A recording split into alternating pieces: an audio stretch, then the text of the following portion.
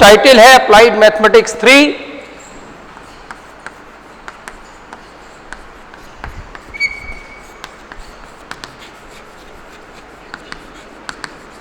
Applied mathematics 3, और इसमें जो 5 यूनिट सिलेबस है वो 3 यूनिट आपकी मैट्रिक्स की है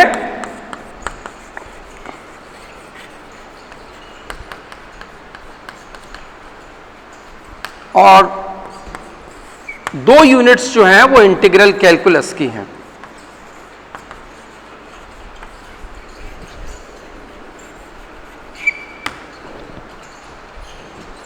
Two units from integral calculus and 3 units from matrix. Now today we start from matrix.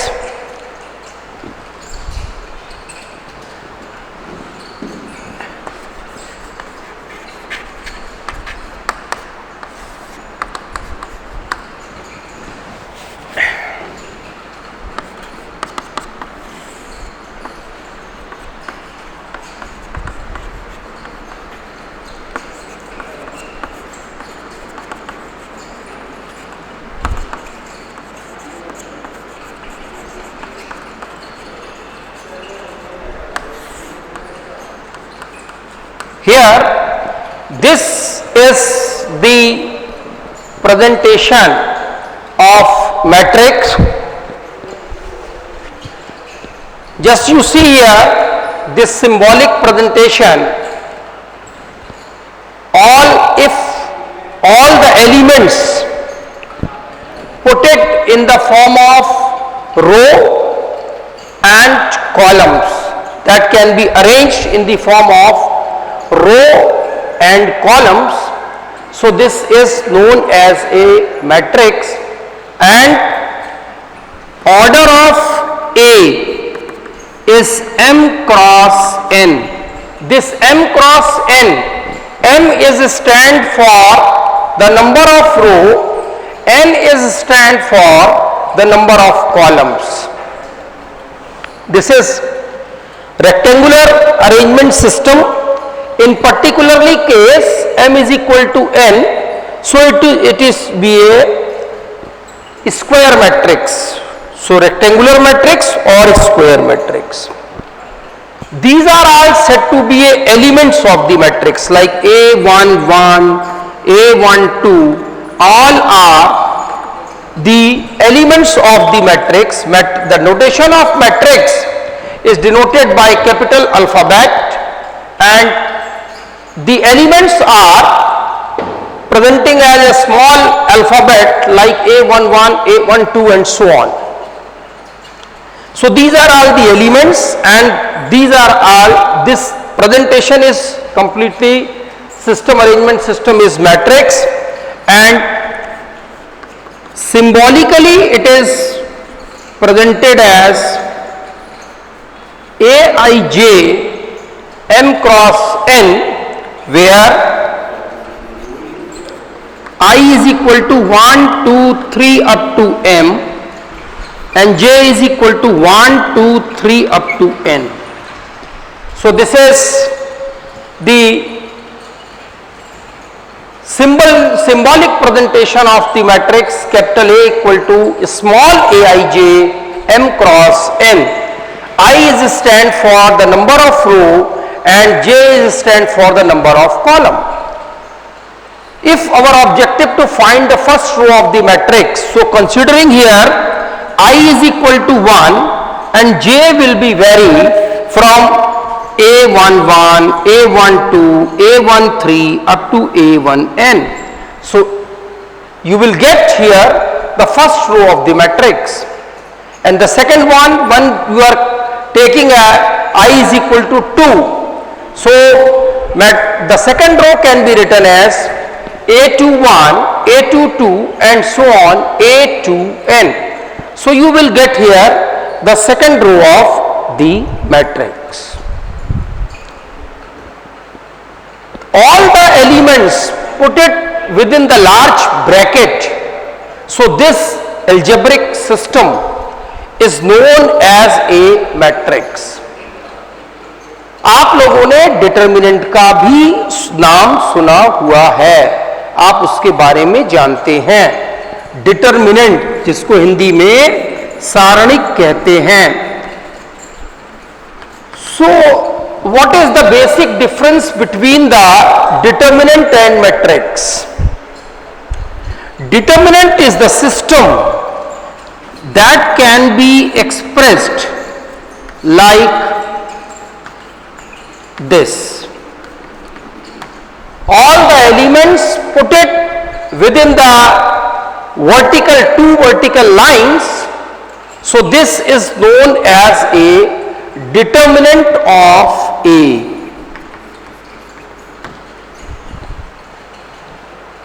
This determinant A can be quantified, we can evaluate and find some numerical value. As you know that if we can solve here, we will get 1, 0, minus minus plus 1, minus 2, this is 0, minus 1, plus 3, minus 2, minus 1. So determinant A, ultimately this is 1 plus 2, 3, 3 minus 9 is minus 6. So here we can say that the determinant value is a numeric number and this can be quantified, it is equal to a number. But when we said that about the matrix, in the case of matrix we cannot quantify or evaluate or equal to any numeric number. So that is not the form of determinant. It is in the form of rectangular, but and m is equal to n is square matrix is the one of the kind of the matrix in general matrix, but in determinant it is compulsory and we can say that hard and fast, the number of row equal to the number of columns, then we can evaluate the determinant value. Either it is in the form of 1 cross 1, 2 cross 2, 3 cross 3, 4 cross 4 and so on. So that is the basic difference between matrix and determinant. Now our objective is to define the matrix.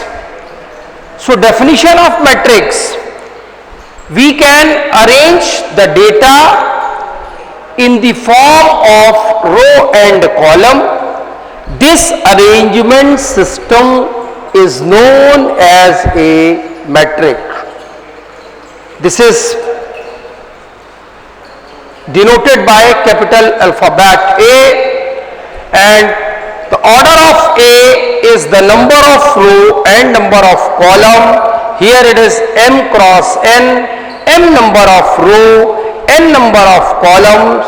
So order of A is equal to m cross n. Now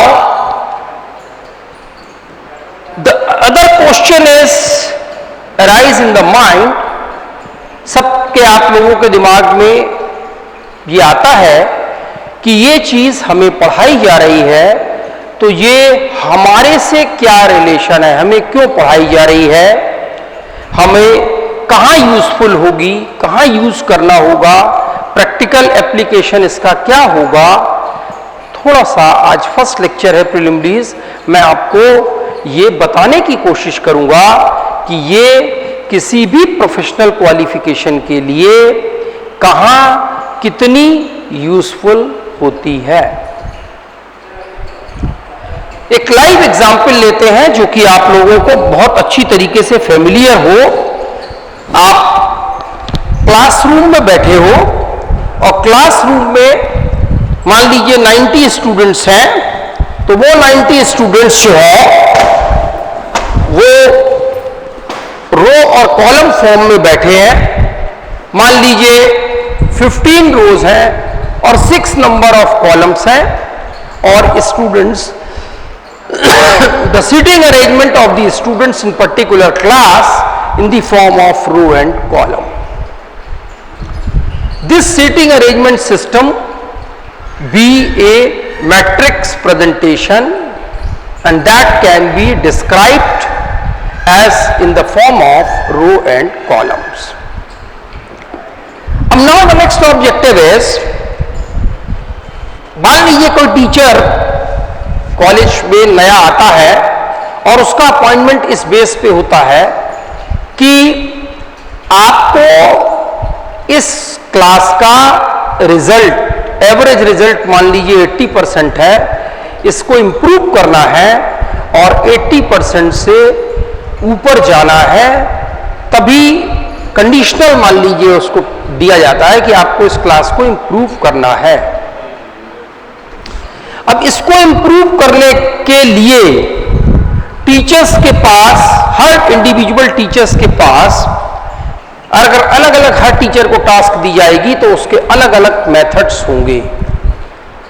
let us B consider one example. मान लीजिए मुझे ये task दी गई है, तो मैं जो भी प्रीवियस रिजल्ट है उसको स्कैटर्ड करके ग्रुप वाइज डिस्ट्रीब्यूट करता हूं।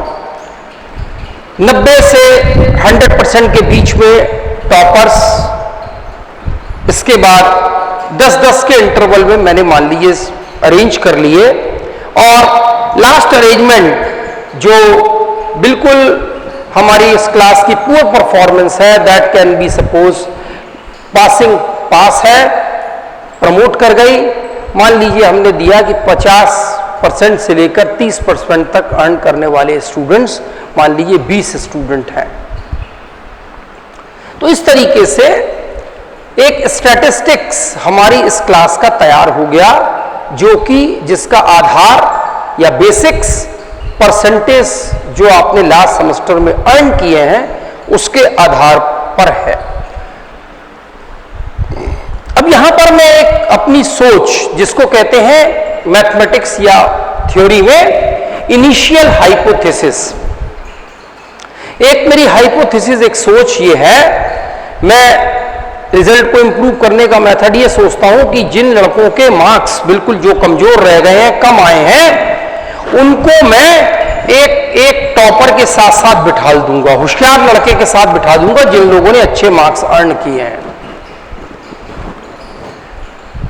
तो ऐसा अगर मैं करूंगा तो शायद जो नीचे वाला लड़का है वो ऊपर वाले लड़के के एफर्ट को, उसके प्रेजेंस ऑफ माइंड को, उसकी कंसंट्रेशन को देख के वो भी जो है उत्साहित हो और मोटिवेट हो, और मोटिवेट होके उस तरफ towards the positive direction, upwards की तरफ बढ़ने की कोशिश करे, जिससे एक इंडिविजुअल का रिजल्ट इंप्रूव हो। और ऐसे ही जितने स्टूडेंट्स हैं, कमजोर स्टूडेंट्स, अगर सब में थोड़ा थोड़ा रिजल्ट इंप्रूवमेंट दिखाई दिया तो ओवरऑल क्लास का रिजल्ट एक सिग्निफिकेंट इंप्रूवमेंट दिखाई देगा।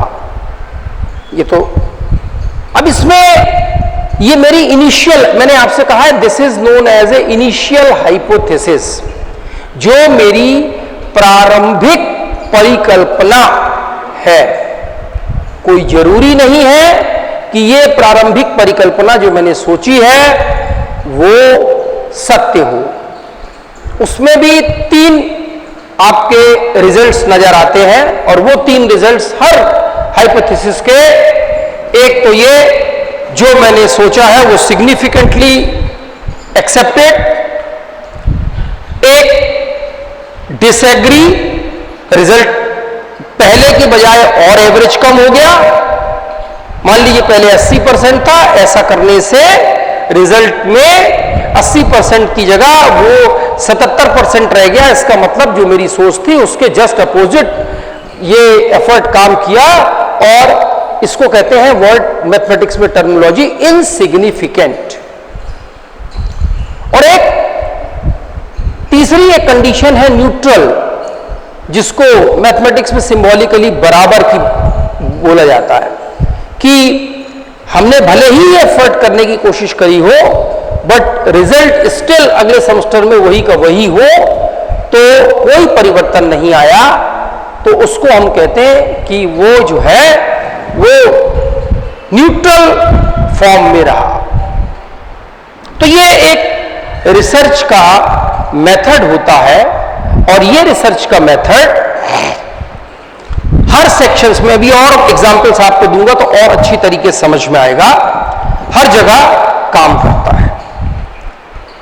तो इसकी स्टडी करने के लिए इस पूरे मेथड को ऑप्टिमाइजेशन मेथड कहते हैं। सिस्टम को ऑप्टिमाइज करना। जैसे ऑप्टिमाइज क्या होता है, अगर मान लीजिए मेरे घर में या मैंने कोई एक बिजनेस कर रहा हूं और उस बिजनेस में मैं जो है वो देखता हूं उसमें R&D करके कि छोटा सा सिस्टम है कि अगर मैं इतना मंथली लगाता हूं तो इस तरीके से मेरे खर्चे चलते हैं, वो भी एक सिस्टमेटिक अप्रोच है। और अगर मैं इस सेक्शंस में और इंप्रूव करता हूं तो रिजल्ट्स और वेरिएट करते हैं और दूसरे तरीके से आते हैं।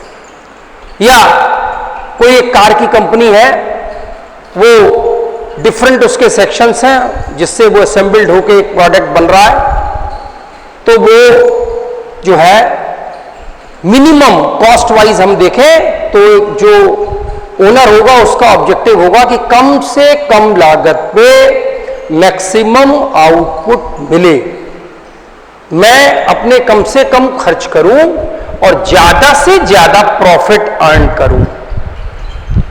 जब इस पोजीशन को प्राप्त कर लेते हैं तो उसको हम ऑप्टिमम कंडीशन कहते हैं। इसका भी एक रियल लाइफ एग्जांपल, आपने आज से 10 साल पहले मारुति 800 का मार्केट उठा के देखिए। आज से 10 साल पहले मारुति 800 इतने सक्सेसफुल मॉडल हुई कि उसकी सबसे ज्यादा सेल हुई और उसका ग्राफ स्टीप राइज किया और मैक्सिमम प्रॉफिट ओनर को मिला और मैक्सिमम लोगों ने यूजर फ्रेंडली होने के कारण उस प्रोडक्ट को यूज किया और चाहा। उस वक्त उस कंपनी के लिए ये ऑप्टिमम कंडीशन, या फिजिक्स में एक वर्ड होता है ब्रेक इवन पॉइंट, जहां पर अधिकतम को टच कर गया। वो अधिकतम का स्पैन छोटा भी हो सकता है, बड़ा भी हो सकता है, वो अर्न कर गया। लेकिन अगर जरा सोच के देखिए कि अगर वो उसकी यही सोच होती कि मैंने तो अर्न कर लिया और ये साल ब साल यही चलता रहेगा, मुझे प्रॉफिट मिलता रहेगा, मुझे अब कुछ करने की आवश्यकता नहीं है, तो क्या जो मार्केट में दूसरी कंपनीज चल पड़ी, हुंडई है और टाटा है, जितने भी चल रही हैं, क्या उनको कंपीट कर पाता या कंपीट कर रहा होता? ऐसा नहीं हुआ। हर सेक्शन में इसलिए R&D डिपार्टमेंट होता है।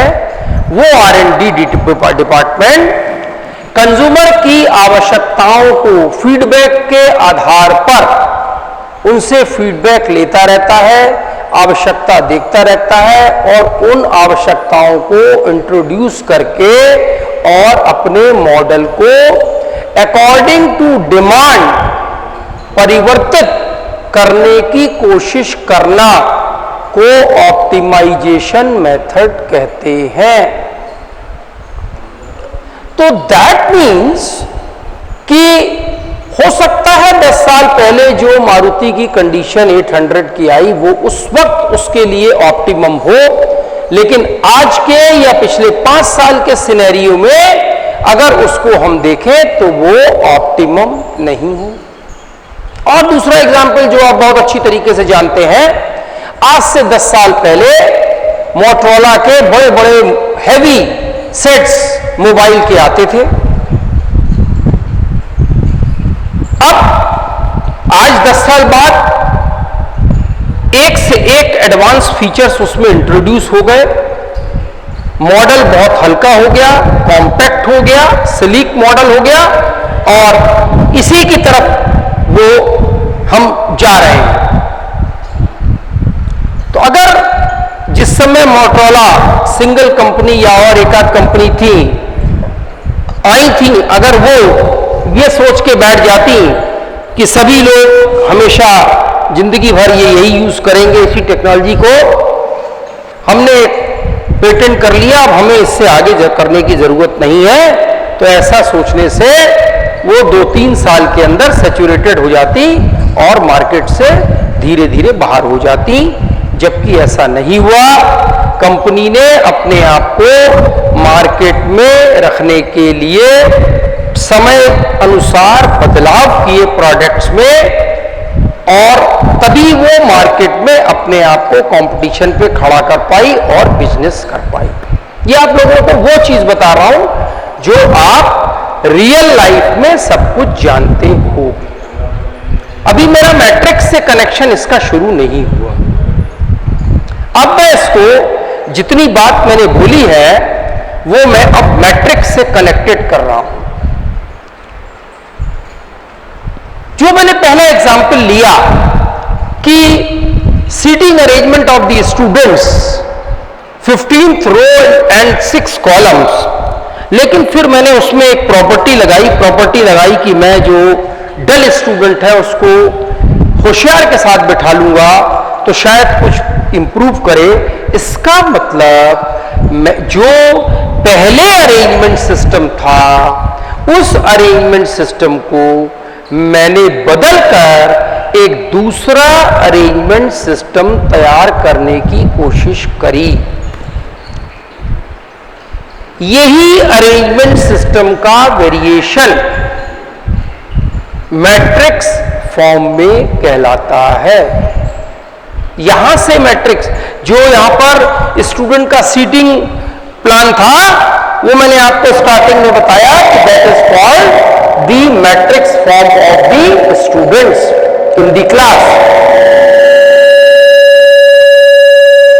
अब दूसरी चीज समझिए और कैसे, वही मुझे मैंने कार की कंपनी ली। कार की कंपनी में भी एक मैनेजर रखा जाता है और मैनेजर की कंडीशन होती है कि हम कार का ओनर कहता है हम आपको हैंडसम पेमेंट करेंगे, लेकिन आपको जो हमारा लास्ट ईयर का टर्नओवर जितना प्रॉफिट है उस प्रॉफिट से हमको ज्यादा प्रॉफिट करके देना है। अब उसका तरीका क्या होगा? एक तो यह है कि कार मान लीजिए 10 सब सेक्शंस हैं, अलग अलग चीजें जगह बन रही हैं और 11वीं जगह में असेंबल होकर एक प्रोडक्ट कार तैयार हो रही है। तो एक तरीका तो यह है कि मैनेजर उस 10 इंडिविजुअली उस प्लांट में जाके फिर उसकी स्टडी करे और उस प्लांट के भी सब प्लांट होंगे। एक कार की विंडो बन रही है तो उस विंडो में कम से कम 50 चीजें लगी हुई हैं, तो उन 50 चीजों को असेंबल होकर एक विंडो कार की बन रही है। तो यानी कि अभी एक कार एक पूरा प्रोडक्ट है, इसके 10 सब सेक्शन है। जब 10 सब सेक्शन में हम एक इंडिविजुअल सब सेक्शन में घुसे तो उसके भी सब सेक्शन है।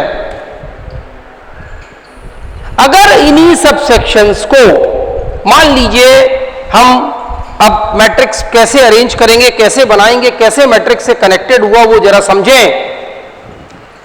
मान लीजिए ये एक कार है जो कोई भी प्रोडक्ट हो सकती है, उसके जितने भी सब सेक्शंस हैं जो असेंबल्ड होके प्रोडक्ट बन रहा है, जब हम इस सेक्शन में गए तो इसके ई 10 सब सेक्शंस और हैं, उसमें जितना हमारे पास मनी लग रहा है या अगर उस पर देखें, उनको हम एक रो फॉर्म में अरेंज कर लेते हैं। दूसरे सब सेक्शंस में जहां पर मान लीजिए हमारे पास उसका बेसमेंट बन रहा है कार का, उस बेसमेंट सेक्शन में गए तो बेस सेक्शन में उसके भी 10 सब सेक्शन है, उसको हम दूसरी रो में अरेंज कर लें और ऐसे जितने नंबर ऑफ सेक्शंस हैं एक एक करके अरेंज कर दें, तो ये पूरा मैट्रिक्स एक जो कार यूनिट थी उस यूनिट के प्रोडक्शन को दिखाता है। तो ये इसकी स्टडी करने के लिए मेरे को मैट्रिक्स को फॉर्मुलेट करना आवश्यक होगा। अब चूंकि अगर बहुत छोटा प्लांट है, मान लीजिए कहीं पेन बन रहा है, एक छोटी सी मशीन लगी है और पेन बन रहा है, वहां तो संभव है कि आदमी फिजिकली प्रेजेंट करके और वेरिएट करके डेटा को और एनालाइज कर ले और सिस्टम को ऑप्टिमाइज कर ले। लेकिन जैसे जैसे प्रोडक्ट की संख्या या प्रोडक्ट का साइज या डिमांड बढ़ेगी तो हमको उसका मैथमेटिकल मॉडल बनाना होगा। अब मैनेजर क्या करेगा? मैनेजर हर सब सेक्शन में नहीं जाएगा। मैनेजर अपने टेबल पे इस मैट्रिक्स को देखेगा और उसको देखते ही ये पता लग जाएगा कि ये सब पहला सब सेक्शन है जिसमें इतना पैसा लग रहा है, दूसरा सब सेक्शन इसमें ये लग रहा है, तीसरा ये, एनवा ये। अब इसमें वो गेम प्ले करेगा, इसमें वो जो डिमांड्स हैं उन डिमांड्स को रखते हुए इसमें वेरिएशन की कोशिश करेगा और वो वेरिएशन की कोशिश वो हिट एंड ट्रायल टेस्ट करता रहेगा। जैसे मैंने आपको बताया कि मैंने ये टेस्ट किया कि डल स्टूडेंट को उसके बदले में बगल में रख दो और मैंने टेस्ट किया, मान लो 2% रिजल्ट इंप्रूव हुआ, तो भी सिस्टम सेटिस्फाई नहीं है। उन्होंने कहा नहीं, 2% इंप्रूवमेंट हुआ, आप इसको और इंप्रूव करिए। तो मैंने एक दूसरा मेथड लगा दिया, मैंने कहा मैं 40 मिनट पढ़ाऊंगा, 10 मिनट इनके ट्यूटोरियल कराया करूंगा, क्वेश्चन कराया करूंगा, इससे मैं अपने अंदर बदलाव करूंगा तो हो सकता है लड़के को प्रैक्टिस हो और रिजल्ट इंप्रूव करे। एक दूसरी प्रॉपर्टी लगा दी। इसका मतलब मैं डिफरेंट प्रॉपर्टीज लगा लगा के टेस्ट करके उसके सिग्निफिकेंस, परसेंटेज ऑफ सिग्निफिकेंस को चेक करूंगा और फिर अब आपको अपने क्वेश्चन का जवाब खुद मिल जाएगा। मान लीजिए ऐसे करके मैंने 25 तरीके के टेस्ट किए, तो ये बोलने की जरूरत नहीं है कि 25 तरीके के टेस्ट के बाद जो रिजल्ट आया, तो जिसमें सबसे बढ़िया रिजल्ट आएगा उस रिजल्ट को मैं उस कंडीशंस में ऑप्टिमम कह दूंगा कि आज के सिनेरियो में ये रिजल्ट है। जैसे 10 साल पहले मोटरोला आपका फोन चलता था, अगर उस वक्त देखें तो उस वक्त की कंडीशंस में वो ऑप्टिमम था।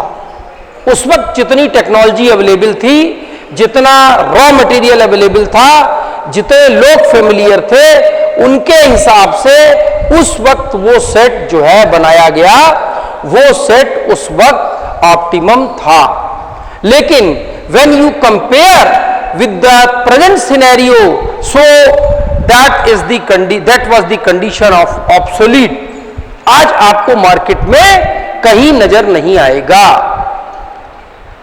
वही कंपनी दूसरे तरीके का मॉडल बना रही है जिसको आप पसंद कर रहे हो, और वो कैसे बना रही है? वो बेसिक्स में धीरे धीरे फीडबैक लेके, इनपुट लेके इंप्रूव करके 10 साल आज हो सकता है अगले 10 साल में इससे भी छोटा एक चिप ही आ जाए और चिप से हम जो है वो सब जगह सारे फंक्शंस को ऑपरेट कर रहे हो, इतने बड़े सेट की भी जरूरत नहीं हो। तो 10 साल बाद वाला जनरेशन ये कहेगी कि 10 साल पहले ये लोग इतना भारी भारी सेट लेके चलते थे, इसकी आवश्यकता नहीं, एक छोटी सी चिप जो कि वो सारा काम कर दे रही है। तो ये जैसे आप कंप्यूटर में सुनते हो कि 10th जनरेशन है, 8th जनरेशन है, 4th जनरेशन है। ये जनरेशन जो आया है वो यही बताता है कि उस वक्त की जनरेशन का मॉडल क्या था, आज की जनरेशन का मॉडल क्या है। i7, i8, i9, i10 ये चल रहा है। अब आज की डेट में अगर हम i1, i2, i4 ले तो वो जो है आज के एडवांस सिस्टम के हिसाब से वो उतने फंक्शंस को लेते हुए कॉम्पैक्ट सिस्टम नहीं होगा, भले ही वो रन करता हो। ऐसा नहीं है कि एम्बेसडर कार या दूसरी कंपनी की कार जो चल रही है वो चलनी बंद हो गई, उसकी भी टेक्नोलॉजी वही है। एम्बेसडर आज भी चल रही है, लेकिन जैसे ही हमने उस टेक्नोलॉजी से कंपेयर किया नवीन टेक्नोलॉजी को, प्रेजेंट टेक्नोलॉजी को, तो आपको लगेगा कि ये अब जो है मॉडल पुराना हो चुका है और नए एडवांस फीचर्स सबको देखते हुए नया मॉडल हमारा ये होगा। तो मैनेजर द्वारा मॉडल को इंप्रूव करना, ऑप्टिमम करना, और उस ऑप्टिमम करने के लिए जिस टूल की आवश्यकता होती है वो टूल होता है मैट्रिक्स। सबसे पहले जो भी व्यक्ति होगा वो जो भी सिस्टम रन कर रहा है उस सिस्टम का मैथमेटिकल मॉडल बनाता है, और वो मैथमेटिकल मॉडल मैट्रिक्स के फॉर्म में, रो और कॉलम फॉर्म में बन जाता है। उसके बाद उसमें हम वेरिएशन करने की कोशिश करते हैं। आपने चेस का गेम देखा है, एग्जैक्टली इसमें भी वही होगा। मैंने आपसे बताया कि इस स्टूडेंट को उठा के इधर बिठाल दो, उसको इधर बिठाल दो, इसको इधर बिठाल दो, तो मैं ये वेरिएशन अगर करता रहूंगा तो उस वेरिएशन से मेरे को सिस्टम में बदलाव नजर आएंगे, और उन बदलाव की स्टडी करके मैं उसको देखता रहूंगा कि which one is the improved model. और जो इंप्रूव मॉडल होगा, ऑप्टिमम मॉडल होगा, वो भी मैंने आपको बताया कि वो उस समय के लिए होगा। तो यही कारण है कि प्रोफेशनल क्वालिफिकेशन में मैट्रिक्स का बेसिक इंपॉर्टेंट रोल है। अब आप कहेंगे कि जिन स्टूडेंट्स ने मान लीजिए मेरे सेक्शन में स्टडी करी, ऐसा ही एग्जाम्पल कुछ मिलता जुलता मैंने डिफरेंशियल कैलकुलस में दिया। यस, डिफरेंशियल कैलकुलस में मेरे को सिस्टम के चलने की दर पर एनालिसिस फोकस करना है। कोई एक गाड़ी, कार जो है, उसका माइलेज क्या होगा, कितना पेट्रोल कंज्यूम करेगी, कितनी दूरी चलेगी और कितना समय लेगी। जब इन सारी चीजों की स्टडी करना चाहूंगा तो इस सब की स्टडी जो है वो मैं डिफरेंशियल के द्वारा करूंगा, या डिफरेंशियल या हायर ऑर्डर डेरिवेटिव्स पे करूंगा। लेकिन अगर मैं सिस्टम, पूरा एक सिस्टम रन कर रहा है, जब उस पूरे सिस्टम की स्टडी करूंगा तो वो मैं मैट्रिक्स की सहायता से करूंगा। आप लोग देखिएगा, ऑपरेशनल रिसर्च करके बुक्स चलती हैं, खासकर मैनेजमेंट और इंजीनियरिंग के कोर्सेज के लिए। उसमें डिफरेंट मेथड्स दिए होते हैं सिस्टम को ऑप्टिमाइज करने के। तो जो भी मेथड्स दिए गए हैं उसकी मेथड्स की स्टार्टिंग मैट्रिक्स से होती है। पहले वो मैट्रिक्स बनाएगा, उसके बाद उसमें रूल लगा के और फिर उस मैट्रिक्स के साथ सॉल्यूशंस को एक्सप्लोर करेगा। तो ये मैट्रिक्स फॉर्म में ही बेसिक बनाना है और उसके बाद सॉल्यूशन को एक्सप्लोर करना है। तो that is the need for the professional qualification कि मैट्रिक्स की जरूरत क्यों है। आपका डेली रूटीन शेड्यूल भी एक सिस्टम है। आप 5 बजे उठते हैं, 5 से 7 तक ये करते हैं, 7 बजे नाश्ता लेते हैं, फिर ये करते हैं, फिर कॉलेज आते हैं, फिर खेलते हैं। इस तरीके से एक सिस्टमेटिक अप्रोच आपकी बनी हुई है। अगर इसको ऐसे समझा जाए, अगर इस सिस्टमेटिक अप्रोच में कहीं कोई बीच में वेरिएबल परिवर्तित हो जाए, कैसे? मान लो कॉलेज का टाइम 10 से 4 है, तो आपने एक सिस्टम 10 से 4 का पूरा इजाद कर रखा है, सुबह से लेकर रात तक का। अब अगर कॉलेज का टाइम बदल जाता है और हम कहते हैं 10 से 4 ना होकर कॉलेज का टाइम 9 से 3 हो गया, तो क्या जो पहले आपका सिस्टम था उस सिस्टम के हिसाब से इस सिस्टम में फिट हो जाएगा? नहीं होगा। आपको परिवर्तन की आवश्यकता होगी। यहां मैं ये बताना चाहता हूं कि परिवर्तन की आवश्यकता क्यों है? जो काम आप 10 बजे 9:30 तक खत्म करके 10 बजे कॉलेज के लिए पहुंचना चाहते थे, वो काम आपको अब 8:30 बजे खत्म करना होगा, तब आप 9 बजे कॉलेज पहुंचोगे। तो आपका पूरा सिस्टम जो एक डिपेंडेंट सिस्टम कहलाता है, जितने भी नंबर ऑफ इवेंट्स हैं, उन सारे इवेंट्स में कुछ ना कुछ परिवर्तन होगा, एक नया सिस्टम इजाद हो जाएगा और समय के अनुकूलता को देखते हुए आप नए सिस्टम पर रन करना शुरू कर दोगे। अब कैसे समय का बदलाव होता है उसको समझिए। जो जो चीजें मैंने कही हैं उसको मैं प्रैक्टिकल बता रहा हूं। अब आप पहले इंटर कॉलेज में पढ़ते थे, अब आप डीआई में आ गए। अब डीआई में कॉलेज की क्लास सुबह 7 बजे से शुरू हो गई। तो सिस्टम बदलने से जो हमारी वर्तमान की कंडीशंस बदली, कंडीशन बदलने से सिस्टम बदलना पड़ा। तो जिस वक्त आप 10 बजे कॉलेज जाते थे इंटर कॉलेज में, उस वक्त आप मान लीजिए 6 बजे उठते थे, तब आप 10 बजे पहुंच जाते थे। अब आपको 7 बजे कॉलेज आने के लिए आपको 4 बजे या 3 बजे उठना है, तब आप जाके कॉलेज पहुंचोगे टाइम पर। तो क्या हुआ? ना आप पहले गलत थे, ना आप गलत हो। पहले वो परिस्थितियां थी जिसकी वजह से आपने एक सिस्टम इजाद किया, आज ये परिस्थितियां, आपने ये दूसरा सिस्टम इजाद किया। हो सकता है अभी 3 साल बाद जब नौकरी जाओ तो नौकरी के टाइमिंग्स के हिसाब से अपने आप को बदलो। तो वक्त के हिसाब से, समय के हिसाब से, डिमांड के हिसाब से हमें सिस्टम को बदलना होता है, बदलना ही पड़ता है। उस बदलने को स्टडी करने के लिए, रेगुलर कंटिन्यूअस स्टडी करने के लिए, किसी सिस्टमेटिक अप्रोच के लिए हमें पहला सबसे इनिशियल स्टेप मैट्रिक्स की जरूरत पड़ेगी। विदाउट मैट्रिक्स हम किसी भी एक बड़े सिस्टम की स्टडी नहीं कर सकते।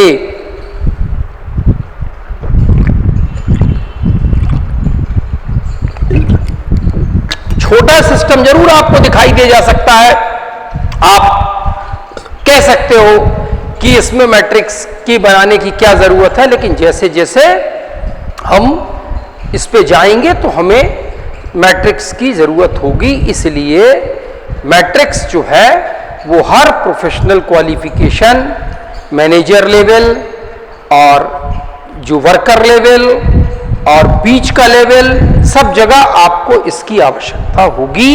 इसलिए हर प्रोफेशनल क्वालिफिकेशन में ये आपको पढ़ाई जाती है। That is the importance of matrix, particularly your concern और in your syllabus. Next lecture से आपको हम मैट्रिक्स शुरू कराएंगे। आज तो हमने आपको प्रीलिमिनरीज दी कि इसकी इंपॉर्टेंस क्या है। बुक के लिए देखिए 3 यूनिट मैट्रिक्स की, 2 यूनिट इंटीग्रल कैलकुलस की, और 4th सेमेस्टर जो आएगा उसमें भी आपको इंटीग्रल कैलकुलस की 2 यूनिट और उसके बाद लाप्लास, फोरियर, वेक्टर, ये सारे ही पोर्शन आपको कंपाइल्ड करके जो किताब लिखी गई है comprehensive applied mathematics volume 2 by J.K. Arora, उसमें आपको सारे कंटेंट्स एक ही किताब में अवेलेबल हो जाएंगे। तो आप चाहें तो ये बुक ले लें या बाकी आप फ्री हैं, जिस बुक से भी आप रेफर करें, आपकी इच्छा है। यहां पर आपको कोशिश की जाएगी कि आपको टाइमली नोट्स प्रोवाइड करे जाए और लाइव लेक्चर आपके चल रहे हैं वो आपको मिलेंगे। और अगर हो सकेगा तो लेक्चर्स भी, अगर हो सकेगा, अभी मैं श्योर नहीं हूं, उसको साइड में गूगल ड्राइव में लोड करके हम भेज सकते हैं। अब इसके लिए जरूरी ये है कि आप लोगों को टाइम पर एज पर दी टाइम टेबल कनेक्ट होना। आज चूंकि मेरा फर्स्ट क्लास था, थोड़ी सी दिक्कत आई। जो स्टूडेंट्स किसी वजह से कनेक्ट नहीं हो पाए हैं, कैप्टन्स और दूसरे स्टूडेंट्स की जिम्मेदारी है कि उनको बता दीजिए कि वो लिंक आपको यहां से भेज दिया जाएगा टाइम से पहले। उस लिंक को शेयर करके कनेक्ट हो जाएं, जिससे कि आपको रेगुलर क्लासेस कॉलेज की मिलती रहे और आप कॉलेज के संपर्क में अपने आप को अपडेट करते रहें। Thank you very much. And अब किसी को कोई डाउट हो, अब अपना आप इस समय माइक ऑन कर सकते हैं। वैसे इसमें एक प्रोविजन चैट का भी होता है। आपको जो भी प्रॉब्लम है आप उसको लिखिए, हम आपको यहां पर जवाब देंगे। अदरवाइज आप माइक ऑन करिए, कुछ पूछना चाहते हैं तो पूछिए। Any question?